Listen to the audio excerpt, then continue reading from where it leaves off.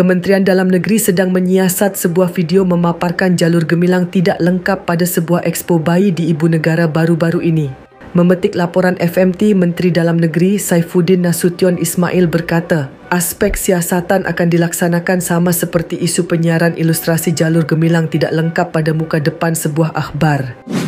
Saya ambil peluang ini untuk mengingatkan semua pihak bahawa bendera ini lambang identiti negara yang membawa pelbagai makna dan maksud di sebaliknya.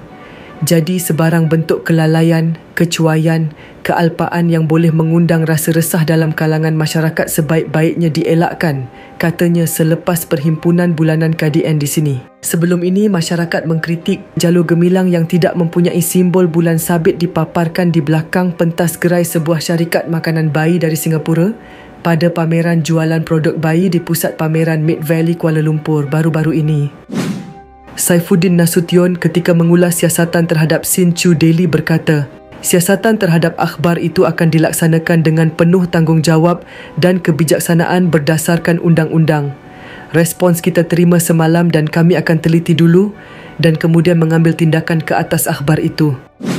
Terdahulu, akhbar berbahasa Cina Hsinchu Daily mendapat kritikan daripada pelbagai pihak, malah yang di-Pertuan Agong Sultan Ibrahim bertitah supaya pihak pengurusan dan jabatan pengarang akhbar berkenaan lebih peka serta menyemak sesuatu bahan terlebih dahulu sebelum dicetak untuk siaran.